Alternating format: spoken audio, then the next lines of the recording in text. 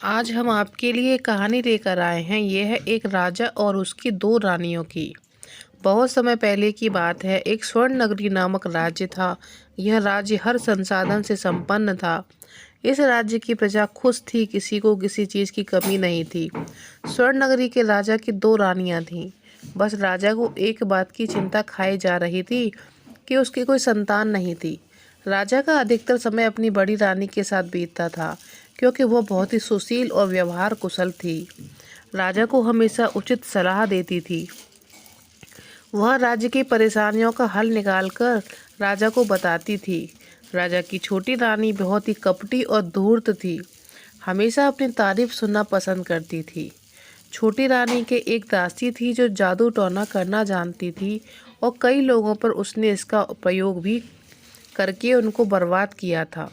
दासी यह चाहती थी कि छोटी रानी को किसी तरह से एक संतान हो जाए, जिससे वो राज्य की महारानी बन जाए।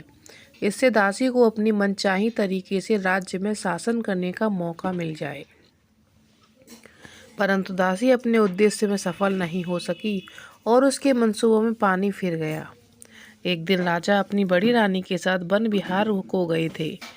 वहां उन्हें एक सन्यासी मिली। राजा रानी ने सन्यासी का काफी स्वागत सत्कार किया। राजा के इस सेवा से सन्यासी बहुत प्रसन्न हुए और उन्होंने राजा रानी को शीघ्र ही माता पिता बनने का आशीर्वाद दे दिया, जिसे सुनकर राजा रानी अति प्रसन्न हुए और महल वापस आ गए। छोटी रानी को जब यह पता चला तो बहुत दुखी हो उठी और उसने राजा से एक वचन लिया, जब बड़ी रानी को प्रसव पीड़ा हो तो वह और उनकी दासी ही उनके पास रहेंगी, वही सारा कार्य करेंगी। राजा ने छोटी रानी की बात मान ली। समय बीतता गया। बड़ी रानी गर्भवती हो गई और संपूर्ण राज्य में खबर फैल गई। राज्य वैद्य को निर्धारित किया गया, जिससे रानी का उचित उपचार होता रहे, और देखभाल के लिए राजा ने अपने सबसे खास मंत्री की पत्नी को रानी की देख रेख के लिए सूचित कर किया। समय बीतने लगा। एक दिन रानी को प्रसव पीड़ा होने लगी। यह खबर राजा तक पहुंचाई गई। छोटी रानी अपनी दासी के साथ वहां पहले ही पहुंच चुकी थी। छोटी रानी ने दासी के साथ यह योजना बनाई कि जैसे ही बड़ी रानी को बच्चा पैदा हो, वह उस बच्चे की जगह मरा हुआ बच्चा रख देंगी। परंतु हुआ क्या कि बड़ी रानी ने एक पुत्र और एक पुत्री को जन्म दिया। बड़ी रानी बच्चों को जन्म देने के बाद बेहोश हो गई। रानी की बेहोशी का फायदा उठाते हुए दासी दोनों बच्चों को फलों की टोकरी में रखकर महल के बाहर ले गई और अपने गुप्तचर से उन दोनों को खत्म करने को कहा। जब तक वो महल वापस आई, छोटी रानी ने राजा के पास संदेश भिजवाया कि बड़ी रानी ने मरे हुए बच्चे को जन्म दिया है, जिसे सुनकर राजा को बहुत दुख हुआ और पूरे महल में शोक का माहौल बन गया। बड़ी रानी को होश आने पर बताया गया तो उनका बच्चा मरा हुआ पैदा हुआ है। यह सुनकर रानी को विश्वास नहीं हुआ और उन्हें सदमा लग गया। वह न किसी से बात करती थी, नहीं खाती थी, न पीती थी। उनकी हालत पागलों जैसी हो गई थी। इस बात का फायदा छोटी रानी ने उठाया और राजा को कहा कि बड़ी रानी पागल हो गई हैं और उन्हें महल में रखना ठीक नहीं है। वह किसी को भी हानि पहुंचा सकती हैं, इसलिए बड़ी रानी को बंदी गृह में रखा जाए और वह वहां उनका उपचार भी करवाती रहेंगी। बड़ी रानी को बंदी गृह में डाल दिया गया और उपचार के नाम पर तरह तरह की यातनाएं दी जाने लगीं। खाने पे के नाम पर उन्हें चोकर की रोटी, नारियल के खोपरे में पानी दिया जाता। कुछ समय बाद राजा भी अपने राज्य की कार्य में तल्लीन हो गए और छोटी रानी को अपना प्रमुख सलाहकार बना दिया। राज्य के सभी कार्यों की जिम्मेदारी रानी को दे दी। अब तो पूरे राज्य पर जैसे छोटी रानी का ही राज्य था। उधर जंगल में फेंके गए नवजात बच्चे भूख प्यास से तड़प रहे थे और जोर जोर से रो रहे थे। वहीं पास में एक सन्यासी रहते थे। उन्हें बच्चों के रोने की आवाज़ सुनाई दी। जब उन्होंने खोजबीन की तो उन्हें दो नवजात शिशु झाड़ियों में पड़े मिले। सन्यासी ने तुरंत ही उन अबोध शिशुओं को गोद में उठा लिया और चारों तरफ देखकर चिल्लाने लगे कि शायद कोई गलती से इन बच्चों को यहाँ छोड़ गया। परंतु उन्हें पशु पक्षियों के अलावा किसी की आवाज़ सुनाई नहीं दी। यह देखकर सन्यासी को समझ आ गया कि कोई जानबूझकर यहाँ छोड़ गया है। साधु उन बच्चों को अपनी कुटिया में लेकर वापस आ गए। कुटिया में आने के बाद साधु ने बच्चों को बकरी का दूध पिलाया। तब उनका रोना बंद हुआ और दोनों बच्चे सो गए। जब साधु उन बच्चों को स्वच्छ कपड़े पहनाने के लिए उनके कपड़े उतार रहे थे तो उन्होंने शिशु बालक और बालिका की बाहों पर चंद्रमा की तरह एक निशान बना हुआ देखा। आकृति देखकर साधु को यह ज्ञात हो गया कि यह किसी राज परिवार के हैं और किसी षड्यंत्र के कारण उन्हें यहाँ छोड़ा गया है। साधु ने अब उस स्थान के आसपास रहना सुरक्षित नहीं समझा और वो दोनों शिशुओं को लेकर नए स्थान की खोज में निकल पड़े। एक दिन पूरा चलने पर काफ़ी दूर आ गए और आगे चलने पर उन्हें नदी के किनारे एक मंदिर में शंख और घड़ियाल बजने की आवाज़ सुनाई दी। साधु ने वहीं रुकने का फैसला किया और वो वहीं जाकर आराम करने लगे।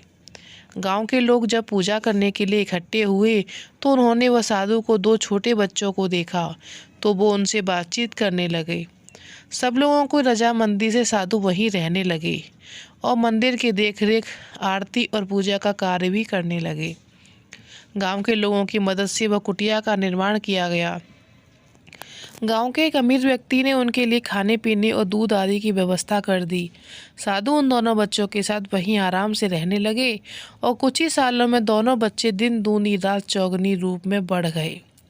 राजा के दोनों बच्चों को साधु ने अब अस्त्र शस्त्र चलाने के साथ ही सभी शास्त्रों का ज्ञान भी देना शुरू कर दिया। प्रशिक्षण पूरा होने पर दोनों भाई बहन एक अच्छे योद्धा बन गए और साधु महात्मा अब वृद्ध हो चुके थे। उनसे मंदिर का कामकाज सही से नहीं होता था। वृद्धावस्था के कारण साधु अब बीमार रहने लगे थे। दोनों भाई बहनें भोजन की व्यवस्था और मंदिर के सभी कार्य संभालने लगे। साधु ने उन दोनों बच्चों के नाम चंद्रसेन और चंद्रकला रखा। राजकुमार चंद्रसेन और राजकुमारी चंद्रकला दोनों ही इस बात से अनभिज्ञ थे कि वह राजघराने के बच्चे हैं। वो गांव के दूसरे बच्चों की तरह ही स्वयं को समझते थे। सदा सहायता करना, दयालुता, विनम्रता जैसे गुणों के साथ साथ दोनों ही बहुत ही मृदुभाषी थे और साधु को ही अपना सब कुछ समझते थे।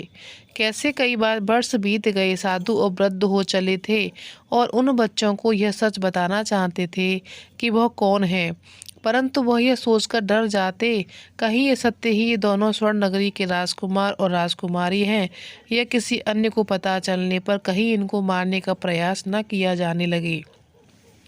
फिर वह इस बात को सोचकर वह विचलित हो जाते थे और चिंता में मौन हो जाते थे।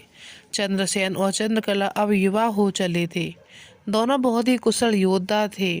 गांव में किसी के ऊपर कोई भी कठिनाई आती, दोनों भाई बहन उसका बड़ी चतुराई से और बहादुरी से सामना करते थे। गांव के लोग भी बहुत प्रेम करते और सभी उन बच्चों की देखरेख का भी ध्यान रखते थे।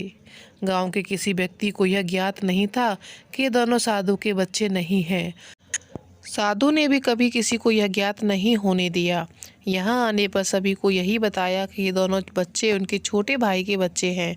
उनके भाई की पत्नी की मृत्यु इन बच्चों के जन्म देने से कुछ देर के बाद हो गई। उनके भाई जब जंगल में जड़ी बूटी लेने गए तो किसी सर्प ने उन्हें काट लिया और उनके भाई की भी मृत्यु हो गई।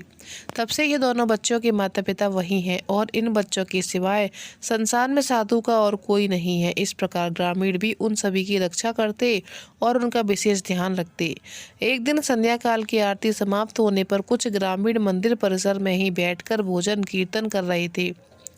तभी वहां कुछ सैनिक आ गए। ग्रामीणों ने कुछ पूछने लगे। यह देखकर चंद्रसेन भी वहां पहुंच गया और उनकी बातें सुनने लगा।